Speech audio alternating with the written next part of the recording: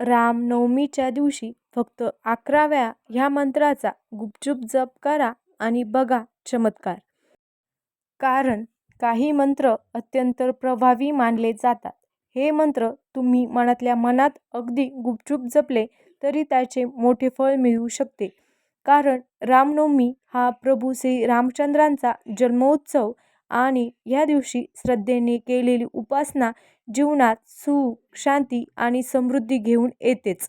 शिवाय घरात भरभराटी घेऊन येते असंही सांगितलं जातं.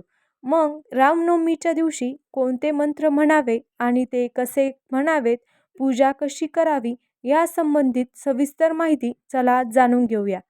आधी सांगितल्याप्रमाणे काही मंत्र इतके प्रभावी असतात जे कोणालाही न सांगता कोणालाही न कळता जपत राहावे. सर्वात प्रभावशाली मंत्र आहे प्रभू श्री रामचंद्रांचा सिद्ध मंत्र. श्रीराम जय राम जय जय राम, राम श्रीराम जय जय राम. हा अगदी साधा सोपा मंत्र आहे. प्रभू श्री रामचंद्रांचा हा सिद्ध मंत्र मानला गेलाय. आपणही हा सर्वात प्रभावशाली मंत्र रामनवमीच्या दिवशी जपून पहा आणि चमत्कार अनुभवा. हे अनुभव शेअर करायला मात्र विसरू नका. दुसरा मंत्र आहे संकटमुक्तीसाठी. तो म्हणजे ओम रामाय नमः. ओम रामाय नमः हा सुद्धा अगदी साधा आणि सोपा मंत्र आहे. याची चमत्कारिक शक्ती तुम्ही रामनवमीच्या दिवशी नक्कीच अनुभवू शकता. त्याचबरोबर सर्व कार्यात यश प्राप्तीसाठी आणखी एक मंत्र आहे. तो म्हणजे श्री रामचंद्राय नमः. याचबरोबर प्रभू श्री रामचंद्रांचा तारक मंत्र आहे राम. होय, फक्त राम हा शब्दाचा जप करणं ही सर्वात मोठी साधना आहे असं सांगितलं जातं. मग या सर्वात प्रभावशाली मंत्राचा जप तुम्ही फक्त 11 वेळा रामनवमीच्या दिवशी करू शकता. यापैकी कोणताही एक मंत्र घ्यावा आणि तो 11 वेळा गुपचूप जपावा.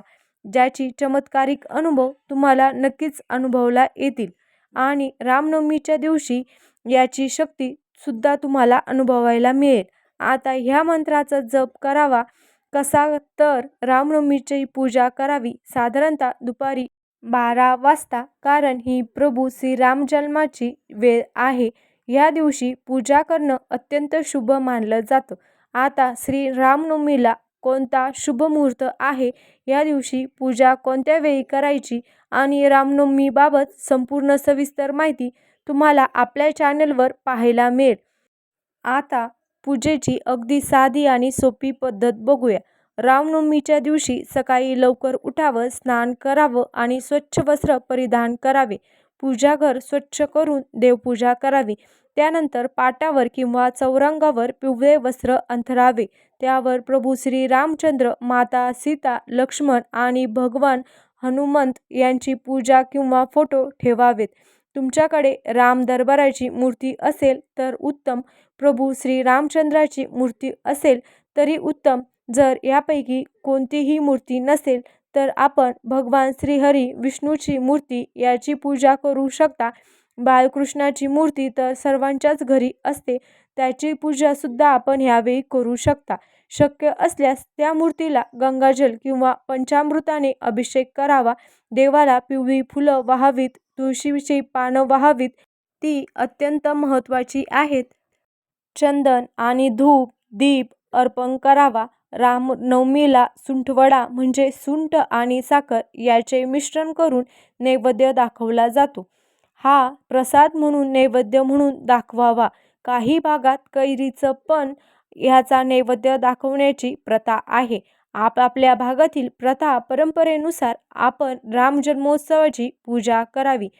आवर्जून ह्या दिवशी रामरक्षा स्तोत्र वाचन करावं. हे अत्यंत फलदायी मानलं जातं.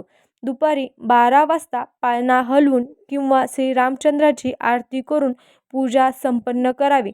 आपल्याला जमेन तशी अगदी घरच्या घरी साधी सोपी पूजा करावी आणि राम जन्मोत्सव साजरा करावा.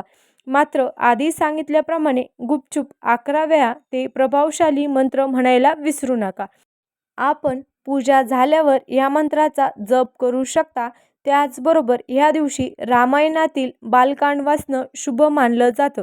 या दिवशी गरजू व्यक्तींना अन्नदान, पिवळ्या वस्तूचं दान करणं शुभ मानलं जातं. त्याचबरोबर जिथे प्रभू श्री रामचंद्र आहेत तिथे भगवान हनुमंत असतातच. म्हणून रामनवमीच्या दिवशी हनुमान चालिसाचं पठण आवर्जून करावं आणि संपूर्ण दिवसभर मनातल्या मनात रामनामाचा जप चालू ठेवावा. तर अशा प्रकारे अगदी साधे सोपे उपाय आपण श्री रामचंद्र जन्मोत्सवाच्या दिवशी करू शकता. श्रद्धेने, उपासनेने नक्कीच तुम्हाला अनुभव येऊ शकतो. ह्या उपायाने मनातील भीती आणि अस्थिरता दूर होते. घरातील वास्तुदोष किंवा नकारात्मक ऊर्जा नष्ट होते. एवढेच नाही तर रामनवमीच्या दिवशी मनापासून मागितलेली इच्छा प्रभू श्री रामचंद्र पूर्ण करतात असंही सांगितलं जातं. म्हणूनच रामनवमीच्या दिवशी आपल्याला वेळ मिळेल तसा रामनामाचा जप नक्की करावा. त्याचबरोबर कुटुंबात प्रेम आणि एकोपाही वाढतो असं सांगितलं जातं. मात्र कोणतीही पूजा करायची झाली तर भाव महत्त्वाचा असतो. तुम्ही अगदी साधेपणाने पण मनापासून रामनाम घेतलं तरी त्याचा चमत्कार अनुभव तुम्हाला नक्कीच मिळेल. तुम्ही सुद्धा रामनवमीच्या दिवशी प्रभू श्री रामचंद्रांना प्रसन्न करण्यासाठी अशा प्रकारे काही उपासना करता का? आणि त्याचे तुम्हाला काय अनुभव आलेत शेअर करायला विसरू नका.